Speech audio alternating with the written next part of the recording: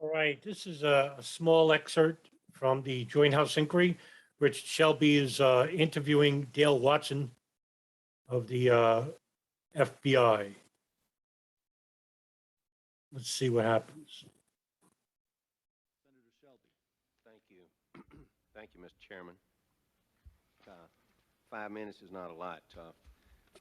Mr. Watson, Mr. Oops, sorry. Black, I want to join the chorus that I appreciate what you've done and what you will do. Mr. Watson and I go back a while. He referenced my home state of Birmingham. He spent some time there as a young FBI agent. He even mentioned my hometown of Tuscaloosa, Alabama. He knows a lot about that area. He knows a lot of those agents. I was a U.S. magistrate before he got here. I'm a little older, you know, Dale. But to both of you, we do appreciate what you do, and we appreciate the CIA and the FBI. Well, not so much the CIA. Look, the CIA would intentionally withheld information from the FBI regarding Khalid al-Mihdhar and Nawaf al-Hazmi at the Malaysia summit meeting, and also while they were inside the United States possessing dual U.S. visas. Yeah, I'm sorry. We're trying to do Nothing is find out how we can help you to function better. If you put it in that context, with more funds, with maybe more oversight, but not micromanagement, I think is there. Mr. Watson? Oh, well, listen, the problem here was not sharing information, whether it was done on purpose or not, right? In this case, in regards to what I just said about Khalid al-Mihdhar and Nawaf al-Hazmi, that was intentional, and that came from Tenet, the DCI, right? He has. I mean, I did a podcast with Carl Levin from the Joint House Inquiry, this inquiry, where he's interviewing George Tenet, Cofer Black, and Tom Wilshire, who's the deputy chief of the, who's chief of a deputy chief of Alex Station, and they all gave conflicting answers, but there was a similar theme that the FBI knew. No, they didn't know. They had no idea, because if they did, they would have been monitoring both men as soon as they entered the United States in January of 2000. That's a fact. And the fact that the CIA basically told the CIA officers from the Counterterrorism Center, who went and met with the FBI, and his name is Clark Shannon, he told the Joint Inquiry that he was not to share information about who he showed the FBI photographs to, about who the men were, on orders from from the DCI. And Tenet basically said, we never told him that. So in other words, a case officer like Clark Shannon and George Tenet both gave conflicting answers. And a few Someone's lying. I have to believe Clark Shannon. questions. First to you. You said the light, I believe this was the phrase, the light came on for me in 1998.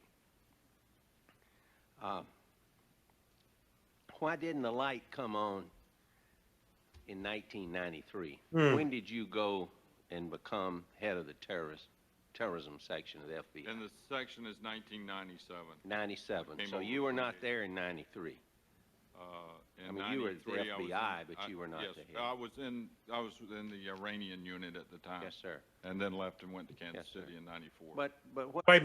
Listen, most people were especially the Department of Justice at the time, in the very late 80s, early 90s, were concentrating on Hezbollah, which wasn't a threat inside the United States. They were a threat to U.S. interests outside the United States.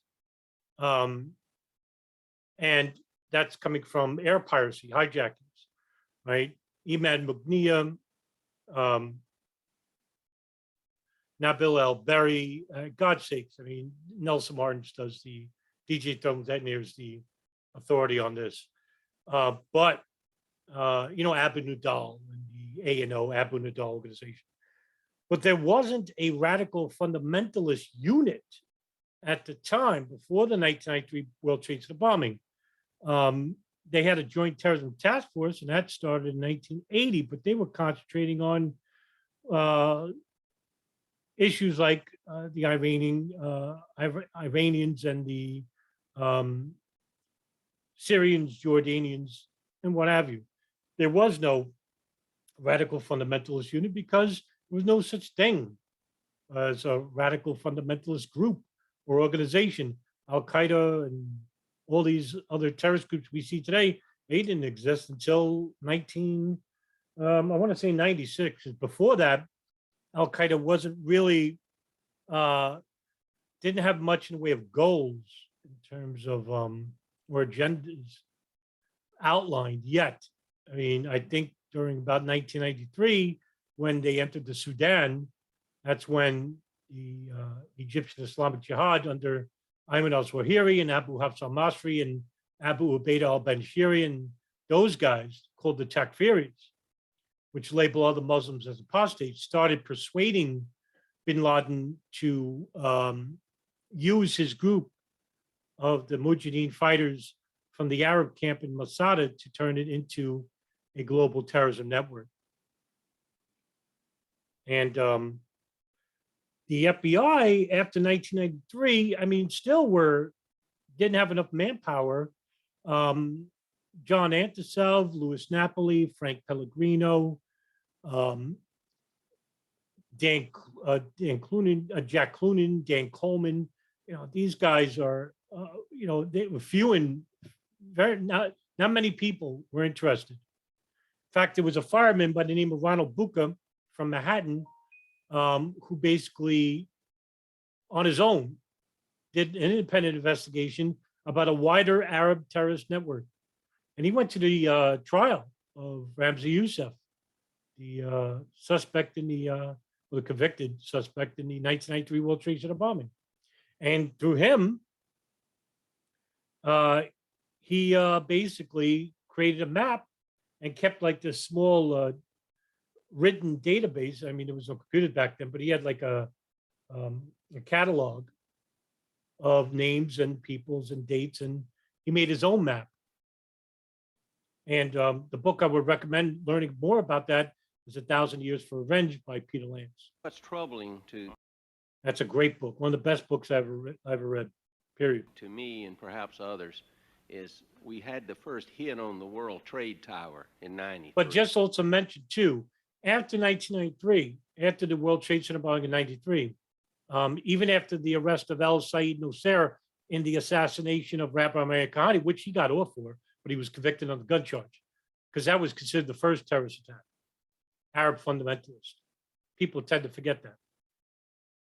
The FBI, James Fox, went on national media and said the threat is over. There is no wide network of Arab fundamentalism.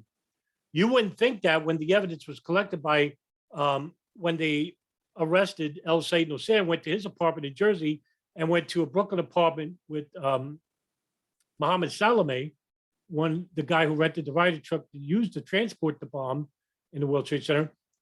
All these documents were, you know, military documents and guerrilla training documents, which were left there by Ali Muhammad at El Said Nosair's apartment, would be quite alarming about, hey, wait a minute, we need to look into this. But Ali Muhammad was protected by the FBI and the CIA because he was an informant, as well as being a loyalist to Osama bin Laden and Omar Abdul Rahman Well, you were involved, of the landmarks bombing plot, Rahman. all Yes, of sir. you were, in the investigation. And then in, was it 96, we had the Prince Sultan barracks were hit, and then Khobar. Khobar Towers, we worked with you on that, That's right. that time. And then in With the Khobar Towers bombing, the FBI actually went to investigate that. And the director at the time was Louis Freeh, who was friends with the GID director, Prince Turki bin Faisal. And the Saudis basically obstructed that case because they arrested a bunch of people who probably weren't even involved, and they forced confessions out of them, and they executed them right away. And the FBI wouldn't, and the Saudis wouldn't let the FBI interview neighbors nearby, or anybody else for that matter. And Louis Freeh basically shut down the case. In 98, our embassies were hit simultaneously in Tanzania and Kenya. You Right. worked on that. Yes, sir. And then in late 2000, the USS Cole, which my colleague Senator Roberts has spent a lot of time on, and all of us have too. So it was 98. You'd been in your present job as the head of that, what, a few months? Yes, sir, a year and a half. So you became aware of this was a serious. No, sir. That's not Okay. what the light came on about. Okay, explain it, Ted. Okay, I'll Explain be it. glad to, and I hope I'll be. Okay. I'm sorry if you were confused about it. No. What the light came on No, was. they were your words. Yeah. Okay. Maybe my words without the proper Yeah, go ahead and explain. explanation. What came on, as the light came on to me, was that we were very reactive. And it was clear that the FBI was being very reactive. It had nothing to do with Osama bin Laden a threat, or was Hezbollah a threat. We all knew that. We were all working in that. Okay. But our mentality was pointed at being very reactive. And the crucial piece was, I came to realize that we probably will never stop all acts of terrorists. And the only way we could look at this and feel good about ourselves, if that's the right term to use, is to raise our capacity. That's what I meant when the light came on, not the fact that there were threats out there. No, I think what inhibited the FBI was a lack of personnel dedicated to Arab fundamentalism, because they didn't have the resources or the support for resources from the budget offices of the FBI, and that wasn't replenished with, like, in other words, they couldn't take away from other offices dedicated to La Cosa Nostra or the drug cartels, or, because that was more important at the time. In the early 90s, the FBI basically was just left with an incomplete office dedicated to the terrorism threat. And basically, when I told you about James Fox, when he said, "Oh, after these arrests, we don't have an Arab fundamentalism problem." I mean, even a fireman from Manhattan knew that there was a bigger problem at hand. And, this would really undermine the FBI, because they don't want to get egg on their face and say, "Hey, we were wrong," right?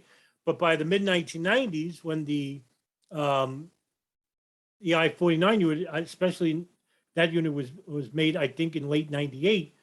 The I-49 unit was dedicated to the Bin Laden, Al Qaeda, and when they asked the CIA about, "What do you know about this Bin Laden guy?" and they brought over files and files of this guy in hand trucks, and the CIA was well aware of this guy, as probably going back to the Afghan-Soviet War. So, and that, I don't know, I would say probably by about 85, 86, because they made Al Qaeda, according to these documents called the Harmony documents. It's alleged that Al Qaeda was formed in 1987, 88, from a camp in the Paktia province of Afghanistan, which was the Al Masada base. That's why Al Qaeda is called the base, because it comes from Al Masada training base, in which they trained Arabs in guerrilla warfare. And, the Arabs weren't allowed to have their own training bases, but Bin Laden was respected because he was spending millions and millions of dollars from his father's construction company, the Saudi Bin Laden Group, to build roads and ditches for the Afghan Mujahideen. And there were very few Afghans that were accepting of Arabs in their training bases, for the exception of people like Abdul Rasul Sayaf and Jalaluddin Haqqani. So Bin Laden made his own base, but he had to get permission. And so that's what Al Qaeda was from. And so the FBI, I would have to say, I give them the excuse that from the mid 1990s, they were not well equipped to handle the problem. But it wasn't like they weren't aware. That to me is a little bit problematic, because those warning signs were there in the early 1990s. I mean, you have Ayman al-Zawahiri. He visited the United States in the very early 90s about fundraising for the Afghan Soviet War. So did Abdul Azam. from the Maktab al-Kidmat. And it's alleged back in 1987, Osama bin Laden actually visited Indianapolis to watch an Abdullah Azam lecture at this very large Islamic youth function. My So take that for what you will. colleague just a few minutes ago, I believe he used the phrase, trying to dig it out, scope. I think he used the scope of the challenge presented by the terrorists. Was that really comprehended by the FBI and the CIA at that time? Because I think that is a very, very good question he's asked. Was the scope of the terrorist threat appreciated early on, or prior to September the 11th? Absolutely. And there were a few people that got it, so to speak. We knew, and within the FBI, and particularly Mike Rollins, the section chief that worked for me, we knew exactly what the scope of the problem was. And if you talk to the folks at the CIA, they knew exactly what the scope of the problem was. And if you talk to representatives up at the NSC, they understood what the scope of the problem was. If there was a breakdown, it's not with those three individuals, but if there was a breakdown, it was where we were at U.S. government-wise, policy-wise, will of the American people. Did they understand the scope? Did you, I mean, I'll leave it at that. Well, look, I mean, after 9/11, the Office of the Inspector General of the FBI basically wrote a report regarding what the FBI knew and what they didn't know, and it was called, and I'll just share the screen with you. It's called a review of the FBI's handling of intelligence information related to the September 11th attacks. I'm going to link this to the description box so you can read it. And it goes to show that the FBI basically didn't get any help from the CIA, but they lambasted the FBI for mishandling information prior to 9/11. I think it was basically quite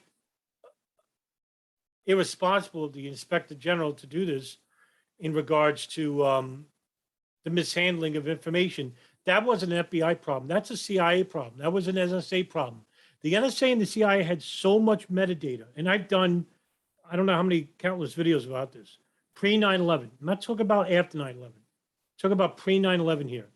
The FBI is really the least of the agencies here, right? Because the NSA had a wiretap on bin Laden's satellite phone. They also had a wiretap in the Yemen hub where Al-Qaeda, which was the Al-Qaeda communications hub in the capital of Sana'a, Yemen, right? In Yemen.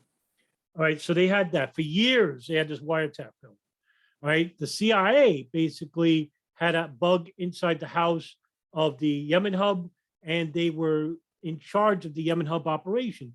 They had data too, and they were getting data from abroad, from Malaysian authorities about who's coming in and out of this high-level Al-Qaeda meeting, and they didn't share this information with the FBI. The FBI basically had to shoot in the dark about where these guys were.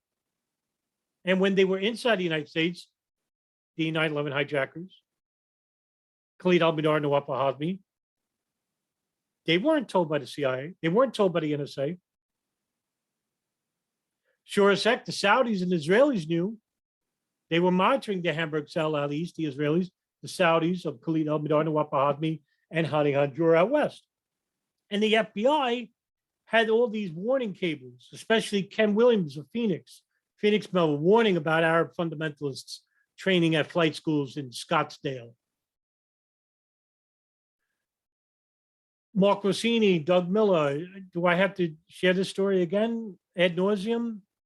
They saw the cable regarding Nawaf al-Hazmi's dual U.S. visa. They saw that both men, Nawaf al-Hazmi and Khalid al-Mihdhar, coming to the United States, tried to warn the FBI headquarters. CIA told them, don't share the information.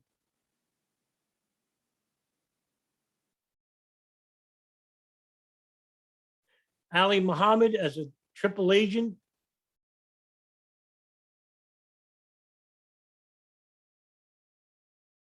Goodness gracious. I mean, yeah, the warning signs were there. And after the 1998 East Africa bombings, they had intelligence, Israeli intelligence as well, that knew about the attacks.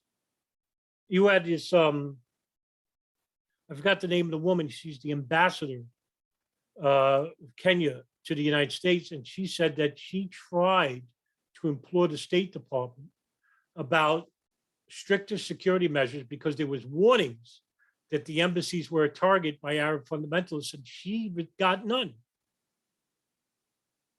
And she even wrote a report about that. It just seems that every successful terrorist attack, that there was pre-warnings, and nothing was done until after the attack was completed.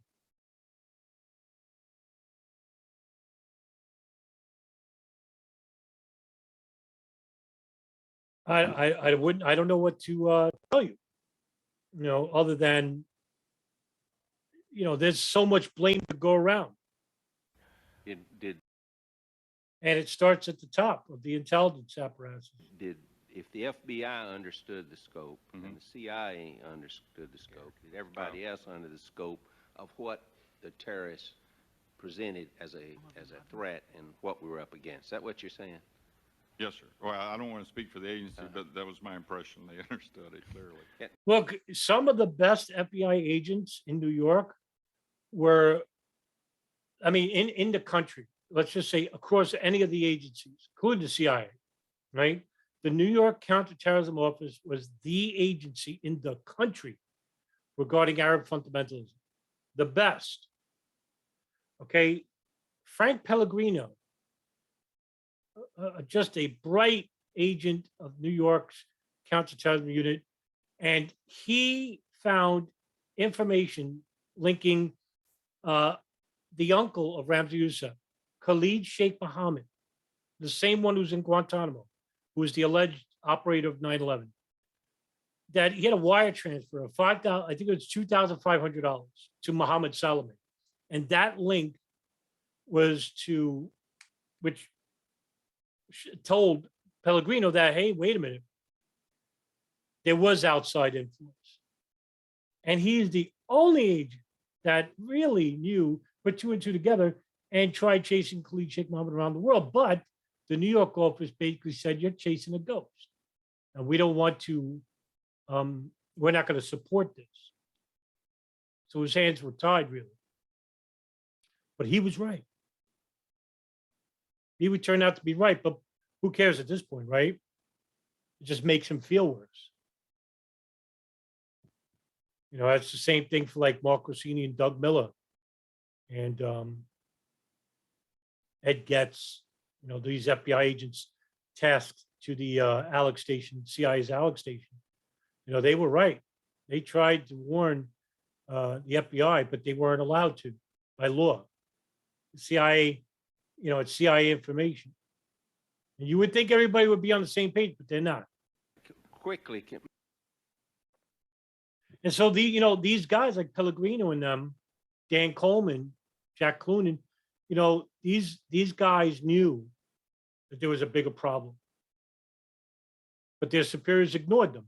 Mr. Watson, my time's up, but could you describe your role either here or you can do it in a closed session if you prefer, in the internal FBI debates over whether to share FISA-obtained information with the CIA and other agencies? Did you support such sharing or oppose it? I fully supported that position. And as a matter of fact, What was your role in that?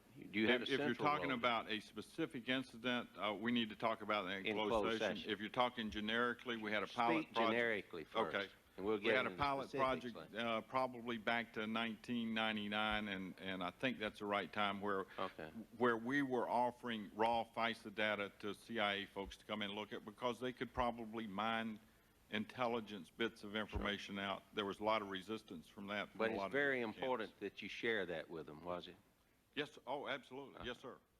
Mr. Chairman, thank you. For Right now, okay, that's the end of the video. But I mean, look, again, the FBI is willing to share information with the CIA, but that wasn't the other way around, right? So, in regards to the FISA information, which is Foreign Intelligence Act, um, regarding, let's say, for the example of Zacharias Moussaoui, um, and that case details out of Minnesota, right? So the FBI there, the arresting agent was Harry Salmon. He detained Zacharias Moussaoui and Hussein Al-Attas after they inquired about these really suspicious questions about flight training. And so the flight trainers called the FBI. They went to the hotel they were staying at, and they found it to be too suspicious, to say the least. And they tried to get a FISA warrant because these are foreign nationals; they're not U.S. citizens.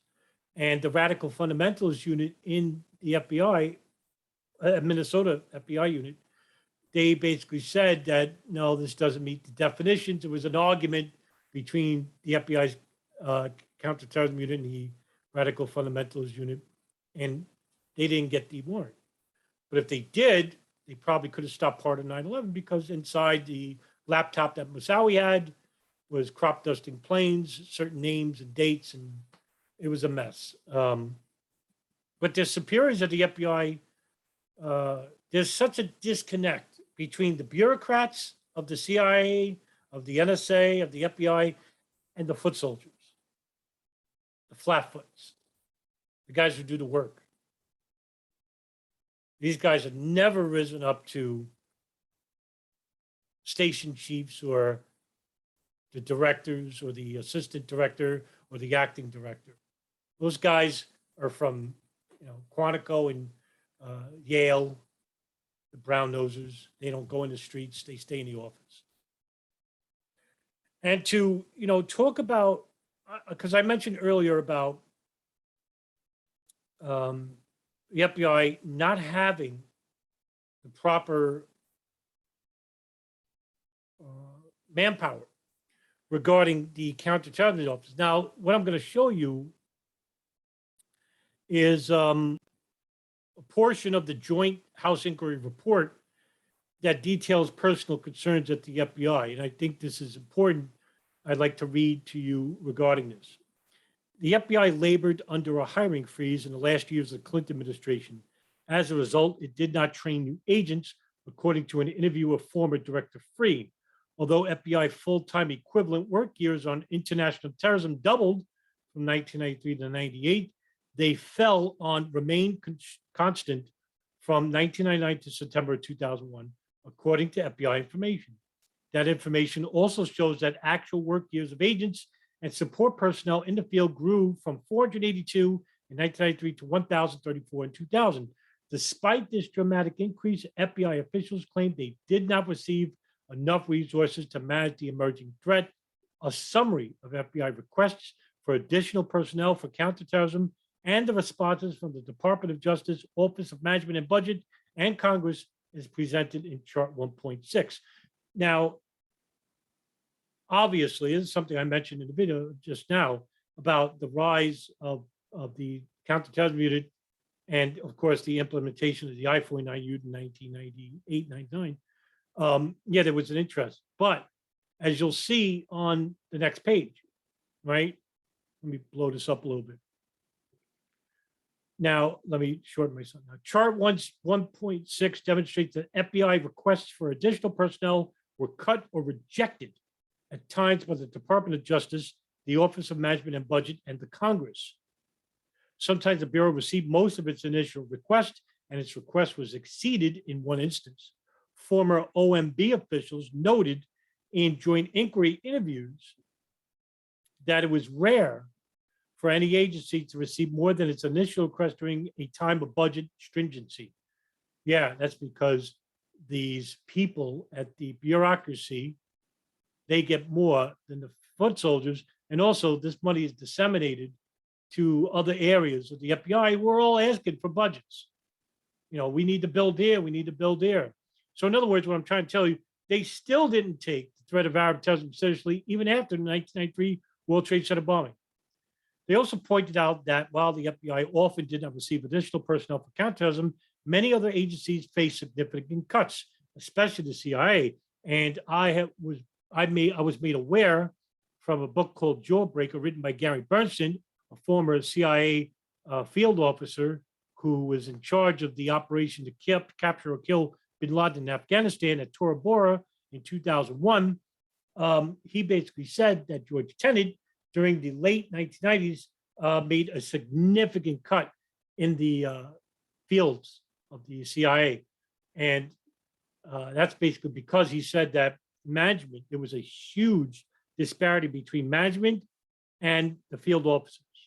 And he was a management guy. He didn't give a damn about field officers. Now, this part is counterterrorism, the competition for scarce resources. This is important. Because intelligence budgets were shrinking while counterterrorism resources were steadily growing, senior policy and intelligence officials were reluctant to make the additional cuts in other programs, like I mentioned before, that would have been necessary to augment counterterrorism programs further. This would have jeopardized their ability to satisfy other collection priorities within the intelligence community. However, with the CIA, there was no other bigger operation than the bin Laden unit. That's the same thing with the NSA, because by the mid-1990s, even in 1998, Tenet declares war. And as you could see, as Director of Central Intelligence, George Tenet testified, as I declared war in Al-Qaeda in 98, in the aftermath of the East Africa bombings, we were in our fifth year of round-the-clock support to Operation Southern Watch in Iraq. Just 3 months earlier, we were embroiled in answering questions on the India and Pakistan nuclear tests and trying to determine how we could surge more people to understanding and countering weapons of mass destruction proliferation. In early 1999, we surged more than 800 analysts and redirected collection assets from across the intelligence community to support the NATO bombing campaign against the Federal Republic of Yugoslavia. Now, let me read here. Similarly, NSA Director Michael Hayden testified that his energy was focused heavily on a range of regional and global issues. As FBI budget official told the Joint Inquiry that counterterrorism was not a priority for Attorney General Ashcroft before September 11, 2001, that the FBI faced pressure to make cuts in counterterrorism to satisfy the Attorney General's other priorities. Now, that's because John Ashcroft basically was echoing what the Clinton and Bush administrations were.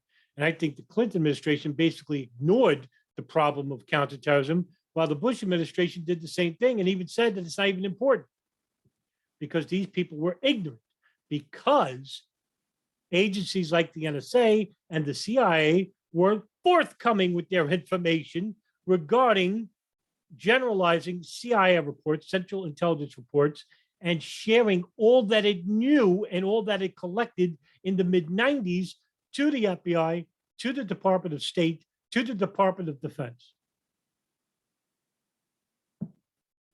And Tenet can feign ignorance on the subject. Heck, so can the NSA, but the public information, the public data suggests otherwise. They had intelligence, signals intelligence, human intelligence regarding the growing threat of the bin Laden unit. For God's sakes, the warnings were there and they suppressed it. And you have to understand that how the intelligence apparatuses work, because information is power. And that's why agencies like the CIA and the NSA hoard it.